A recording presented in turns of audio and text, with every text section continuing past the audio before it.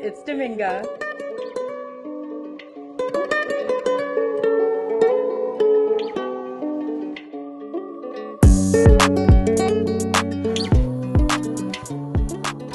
Well, today's video is all about how to be your highest self, and it's a journey that I think is lifelong. I don't believe anybody ever really masters it or completes it. Like I said, it's a journey, and I've learned some tips and some tricks along the way, and I just want to share it. So hopefully those aren't things that you have to learn piece by piece. It comes with learning hard lessons, going through difficult things, enjoying the sweet parts of life, and kind of patchworking this quilt together. I think one of the best things that you can do for yourself is be really honest. Like, really get comfortable with calling yourself out over the things that you're not proud of, and having those moments where you're not necessarily like depreciating or devaluing yourself because you've done things you're not proud of or that are not in line with where you're trying to head.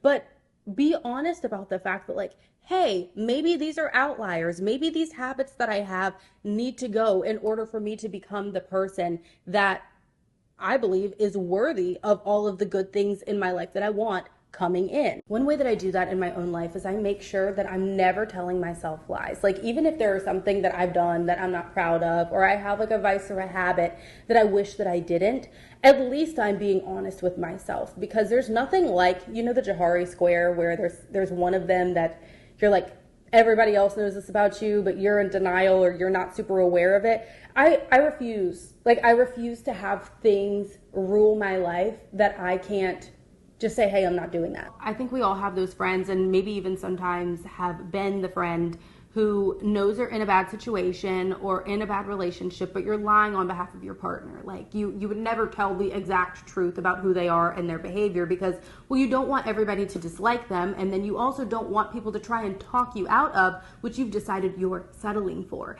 And so that's why it's so important to have those harsh conversations. Like, there are some stories that my friends have brought to me where I'm like, you don't even need my advice. Like, you don't even need me to say anything because you wouldn't even be mentioning it if it were something you did not know is beneath you.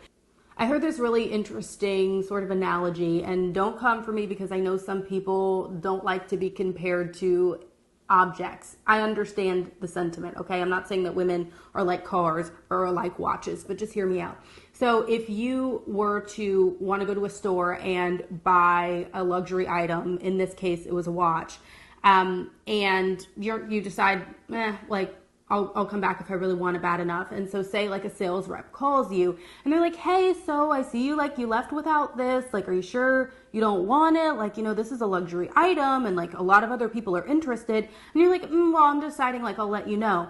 And then you get off the phone and then, you know, they call you back the next day and they're like, hey, so like, I swear to you, people really want this. Like, are you sure that you don't want to come get this watch? And you're like, I'm still thinking about it. The third day comes and they're like, well, it would 10% off convince you? And you're like, why are you calling me over and over again to convince me of the value of this? Like, if I wanted it bad enough, I would come and get it. And that's exactly the principle that you need to carry with you into every phase of your life.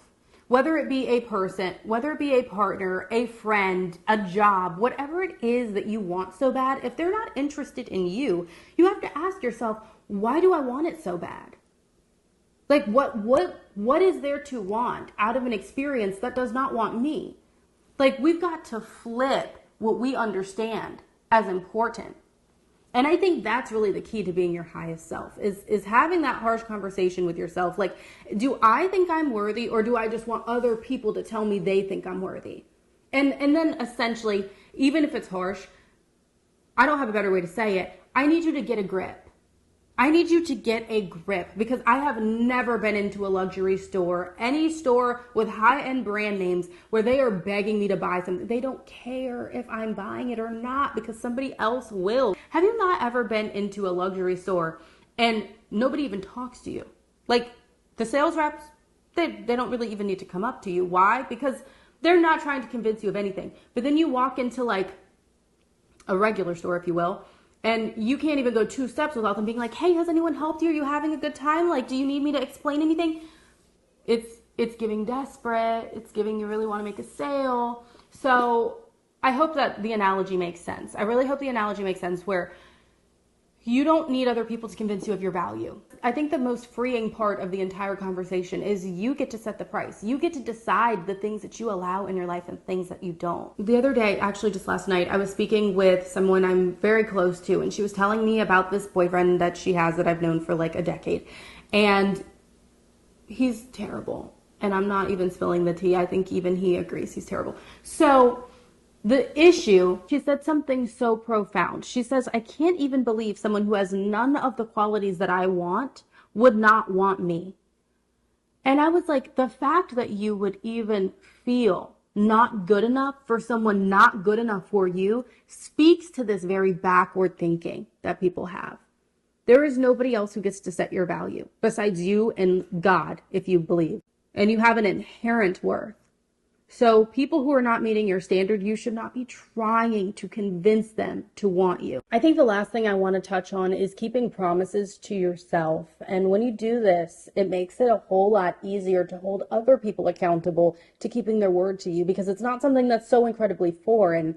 And if you don't keep your promises to yourself, why would anybody else? But also, why would that even be an expectation of yours, of other people's, if it's something that you don't even do? I feel like there's this pyramid or this hierarchy where if you're not doing the things that you want, then how could you even muster up the energy to hold other people accountable to your standards? Because you won't. And aren't you supposed to love yourself like more than anybody else? For example, for me, that's what this YouTube channel is about. And that's what my career has been about, is me doing what exactly I said I was going to do. You know, I said I was going to get an advanced diploma in high school, and then I said I wanted to go to college and that I needed to graduate, and then of course I wanted to get a job in a very specific kind of niche industry, and then I wanted to do well at it, and I wanted to really care and make a difference for people. And then I wanted a YouTube channel. And of course I'm not going to be able to grow on YouTube if I never set the camera up, you know? And it's interesting because I think that humans, we like really, really seek safety, and it's human of us.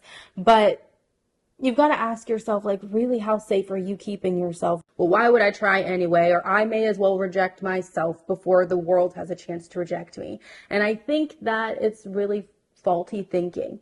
You know, it's important to do the things that scare you and to step out of the box and live an abundant, very full life and push yourself in all of the ways that really very well may make you uncomfortable. But that then raises your standards for other people. And it shows other people, hey, she's willing to use her free time to film videos and edit them and put them up on routine. Maybe that means that I should hold myself accountable with the ways that I show up in her life as well, because why would she settle for any less than she does for herself? We see that analogy in life, and I never had braces, but I feel like this is a good example. To the best of my knowledge, I'm pretty sure that when they put on the braces, they don't like crank them to the utmost tightness. Like, you have to keep going back to the orthodontist to get more rubber bands and get them tightened or whatever exactly they're doing. And they're doing it in stages so that by the time it's time to take your braces off, you're ready for that. But it's not that they like did all of the process in a day. Just take small actionable steps in the direction of your dreams.